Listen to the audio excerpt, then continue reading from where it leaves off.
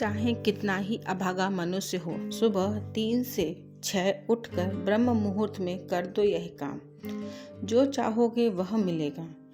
एक समय की बात है, माता पार्वती ने भगवान शिव से पूछा, स्वामी, मैंने देखा है कि चाहे कितना ही अभागा मनुष्य हो, अगर वह सुबह के समय ब्रह्म मुहूर्त में उठता है तो वह बहुत सुखी रहता है। ऐसा क्यों होता है? मुझे ब्रह्म मुहूर्त का रहस्य बताइए। तब भगवान शिव ने कहा, हे देवी, मैं आपको इस प्रश्न का उत्तर एक कथा के माध्यम से बताऊंगा। कृपया आप इस कथा को ध्यान पूर्वक सुनना, और जो भी मनुष्य इस कथा को पूरा सुनेगा वह कभी भी इस अवसर को अपने हाथ से जाने नहीं देगा। हे देवी, जो मनुष्य ब्रह्म मुहूर्त का रहस्य जान लेगा उसका पूरा जीवन बदल जाएगा। भगवान शिव देवी पार्वती को कथा सुनाना प्रारंभ करते हैं। लेकिन उससे पहले अगर आप भी चाहते हैं कि माता लक्ष्मी का आशीर्वाद आप पर बना रहे तो वीडियो को लाइक करें और चैनल को सब्सक्राइब कर लें, और कमेंट बॉक्स में जय लक्ष्मी माता अवश्य लिखें। भगवान शिव माता पार्वती से कहते हैं, हे देवी, बहुत समय पहले की बात है। काशी में एक दीना नाम का एक लड़का रहता था। वह लड़का बहुत ही अच्छा था, लेकिन उसकी एक गलत आदत थी कि वह देर तक सोता रहता था। सुबह उसे जगाने के लिए घर वाले कई प्रयास करते थे, किंतु वह रोजाना सुबह देर से ही उठता था। वह लड़का कभी भी 9 बजे से पहले नहीं उठता था। जब वह बालक था तब परिवार वालों ने सोचा कि जब यह बड़ा हो जाएगा तो इसकी आदत में सुधार हो जाएगा। परंतु वह लड़का जैसे जैसे बड़ा होता गया उसकी यह आदत और भी ज़्यादा गहरी होती चली गई। दुनिया इधर से उधर हो सकती थी, लेकिन वह लड़का कभी भी जल्दी नहीं उठ पाता था। उसके पिता उसकी इस आदत से बहुत परेशान रहने लगे थे। उस लड़के को ढेरों नकारात्मक शक्तियों ने घेर लिया था। वह सभी को पलटकर जवाब देता था और दिन भर उदास रहता था। इसका असर उसके स्वास्थ्य पर भी पड़ रहा था। जब उस लड़के को यह पता चला कि उसके सारे मित्र सफलता को प्राप्त कर चुके हैं, तब वह और भी ज़्यादा चिंतित हो गया और ईश्वर को कोसने लगा कि मैं बार बार यही कहता था कि मेरी किस्मत ही खराब है। परंतु उसके पिता अच्छी तरह से जानते थे कि उस लड़के के सफल होने के पीछे क्या कारण है। भगवान शिव ने कहा, हे देवी, फिर एक दिन की बात है, उसके पिता को किसी सन्यासी के बारे में पता चला। उसने तुरंत अपने बेटे की समस्या को लेकर उस सन्यासी के पास जाने का निर्णय लिया। सन्यासी को बेटे की आदतों के बारे में बताया। सन्यासी ने कहा कि कल आप अपने बेटे को इस आश्रम में आने को कहिए। फिर उस लड़के का पिता अपने घर की ओर चला गया। उसे पता था कि अगर वह सीधे तरीके से अपने बेटे को सन्यासी से मिलने के लिए कहेगा तो वह कभी तैयार नहीं होगा। उसने अपने बेटे को अपने पास बुलाया और कहा, तुम्हारे सारे मित्र जीवन में सफलता प्राप्त कर चुके हैं, क्या तुम सफल नहीं होना चाहते हो? लड़के ने उत्तर दिया कि मैं सफल होना तो चाहता हूँ पिताजी, परंतु जब भी मैं अपने मित्रों से उनकी सफलता का रहस्य पूछता हूँ तो मुझे कुछ नहीं बताते। भगवान शिव ने कहा, हे देवी, फिर उसके पिता ने कहा, मुझे इस रहस्य का पता चल गया है कि वह सभी क्यों सफल होते जा रहे हैं। तब उस लड़के ने बड़ी उत्सुकता से पूछा, क्या पता चल गया है पिताजी? कृपया करके आप मुझे बताइए। उसके पिता ने कहा, कल तुम्हें एक सन्यासी के आश्रम में जाकर उनसे मिलना है। यदि तुम वहां पर समय से पहुंच गए तो वह सन्यासी तुम्हें ऐसे मंत्र बताएंगे जिससे तुम सफल हो जाओगे। परंतु एक समस्या है कि तुमको सुबह में ही उनसे जाकर मिलना पड़ेगा। तब लड़के ने कहा, पिताजी, मैं कल पूरी रात जागता रहूंगा और सुबह सन्यासी से मिलने जरूर जाऊंगा। उसके पिता ने कहा, ठीक है, तुम वहां जाकर उस सन्यासी की आज्ञा का पालन करो। पिता की बात सुनकर वह लड़का बहुत अधिक खुश हुआ। जीवन में पहली बार वह रात भर जागता रहा, परंतु थोड़े ही समय में उसे नींद आ गई और वह सो गया। फिर अगली सुबह जब उठा तो उसे पता चला कि सन्यासी से मिलने का समय समाप्त हो चुका है। उसके पिता ने लड़के की तरफ देखा और कहा, तुम जीवन में कभी सफल नहीं हो पाओगे, जाओ और जाकर सो जाओ।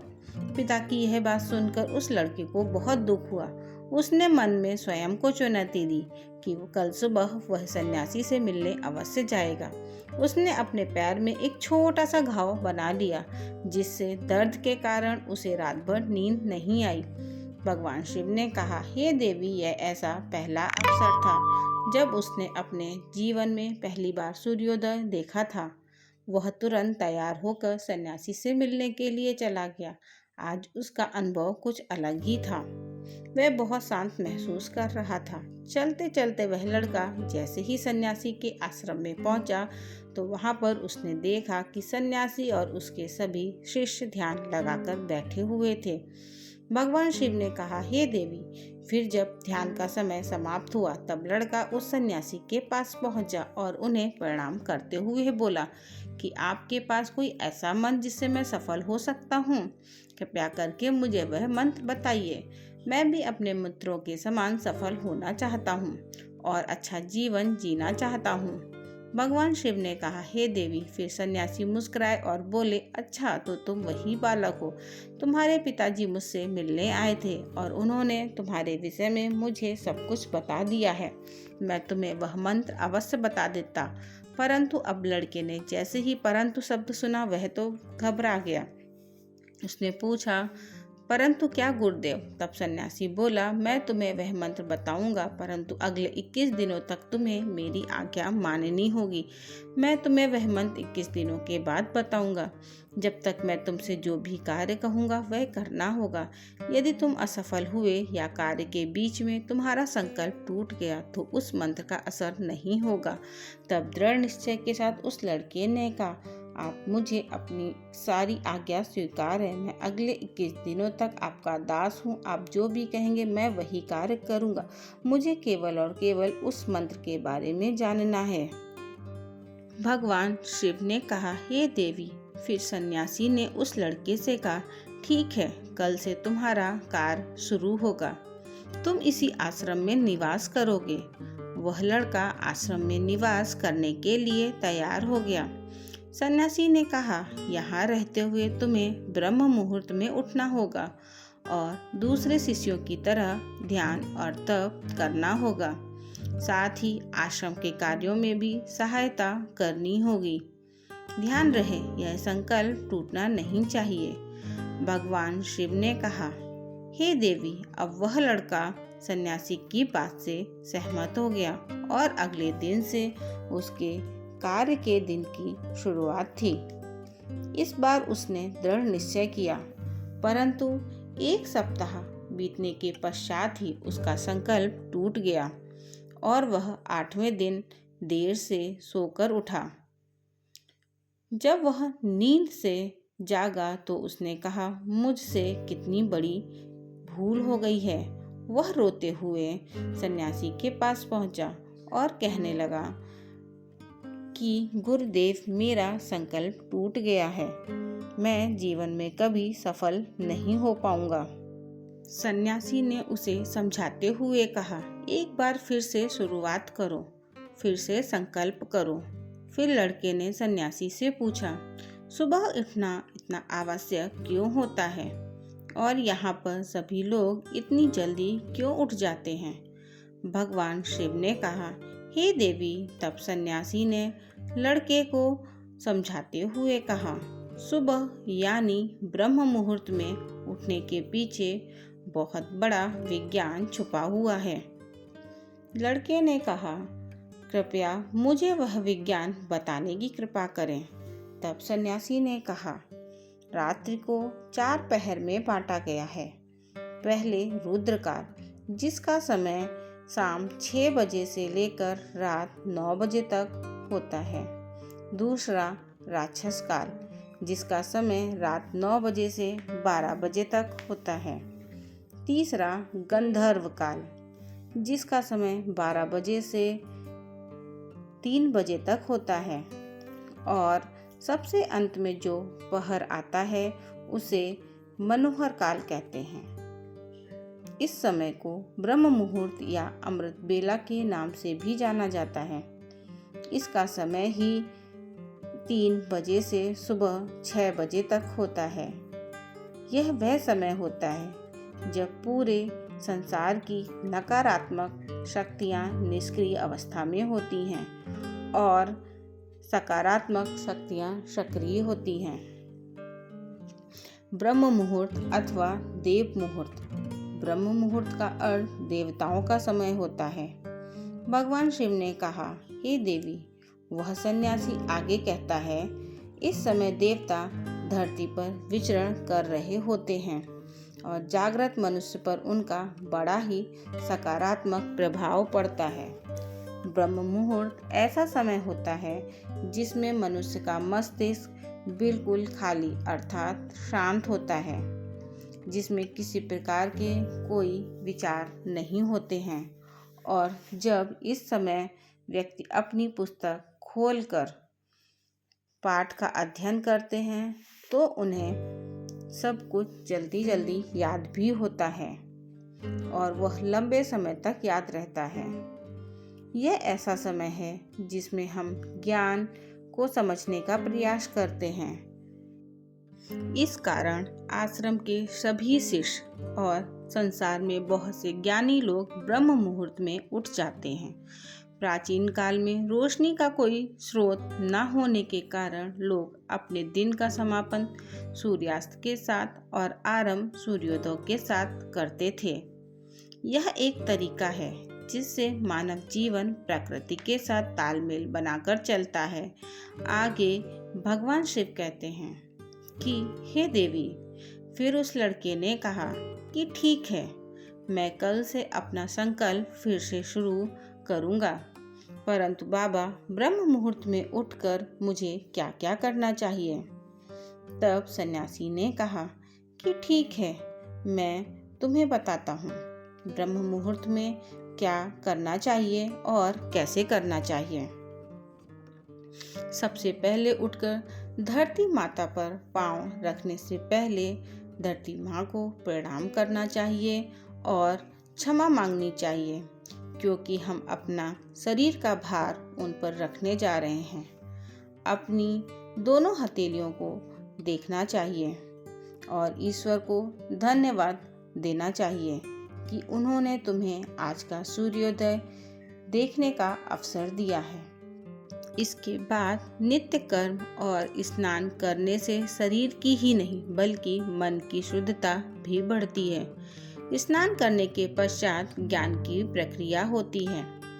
ब्रह्म मुहूर्त में ध्यान की अवधि 21 दिनों तक होती है। इस विधि का उपयोग तब किया जाता है जब आप अपनी किसी मनोकामना की पूर्ति चाहते हैं। यह ऐसा समय होता है जब व्यक्ति अपने आज्ञा चक्र को सक्रिय करने पर काम करते हैं। भगवान शिव ने कहा, देवी, आगे वह सन्यासी कहता है, आज्ञा चक्र दोनों भवों के बीच होता है। यह संकल्प का स्थान भी कहा जाता है। अगर इस चक्र पर ध्यान केंद्रित किया जाए और अपनी मनोकामना को बार बार दोहराया जाए तो मात्र 21 दिनों के भीतर वह मनोकामना पूरी हो जाती है। अगर आपके मन में कोई अधूरी मनोकामना है और आप उसे पूरी करना चाहते हैं, तब उसे सबसे पहले उस मनोकामना का स्पष्टीकरण कर लें कि आपको क्या चाहिए। यह निर्णय अवश्य करें। इसके बाद ध्यान की विधि को शुरू करें। ब्रह्म मुहूर्त में स्नान के बाद एक ऐसा स्थान चुनें जहाँ पर वायु का प्रवेश हो। ध्यान में शुद्ध प्राण वायु का होना आवश्यक होता है।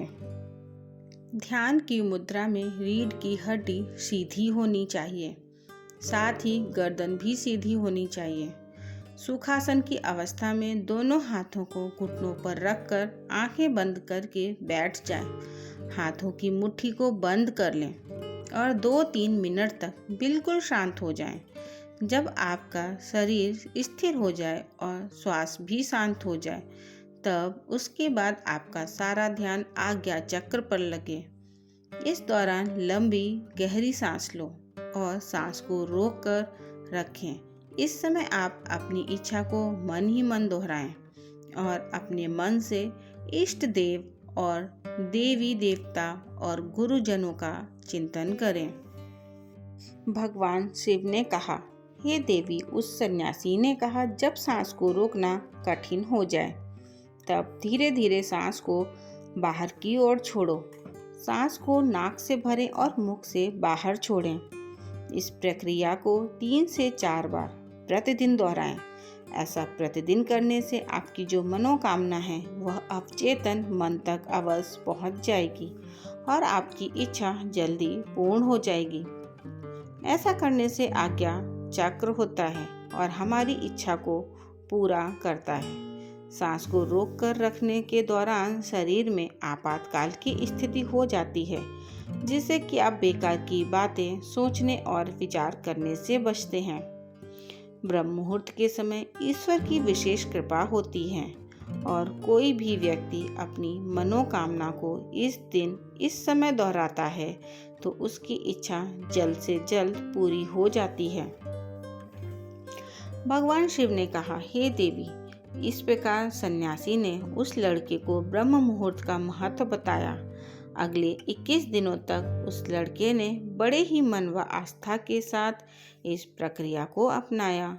अब वह बहुत ही ज़्यादा अनुशासित और शांत स्वभाव का बन चुका था। उस लड़के ने जैसे ही अपना संकल्प पूरा कर लिया, उसके बाद वह लड़का बड़े ही प्रसन्न भाव से सन्यासी के पास पहुंचा और कहने लगा, हे गुरुदेव, मैंने 21 दिनों का संकल्प पूरा कर लिया है। अब आप कृपया मुझे सफल होने का मंत्र बताइए। तब उस सन्यासी ने मुस्कुराते हुए कहा कि पिछले 21 दिनों से जो अभ्यास तुम करते आए हो वही तुम्हारी सफलता का मंत्र है। जो व्यक्ति ब्रह्म मुहूर्त में उठकर ध्यान प्रक्रिया को सही से करते हैं वह जीवन में कभी असफल नहीं होते। तुम्हें ब्रह्म मुहूर्त का रहस्य पता चल चुका है। अब तुम इसे जीवन पर्यंत करो। तुम्हें जीवन के लक्ष्य और सफलता दोनों प्राप्त होंगे। तब उस लड़के ने सन्यासी को धन्यवाद दिया और ब्रह्म मुहूर्त के नियमों का पालन जीवन पर्यंत तक करने का वादा भी किया। भगवान शिव ने कहा, हे देवी, अब तो आपको पता चल गया होगा कि ब्रह्म मुहूर्त में क्या होता है। तब माता पार्वती ने कहा, हे स्वामी, अब मुझे ब्रह्म मुहूर्त का संपूर्ण ज्ञान हो गया है। इतना कहकर माता पार्वती ने भगवान शिव को प्रणाम किया। अगर वीडियो पसंद आई हो तो हमारे चैनल को सब्सक्राइब करें और अपने दोस्तों व प्रियजनों के साथ अवश्य शेयर करें। धन्यवाद।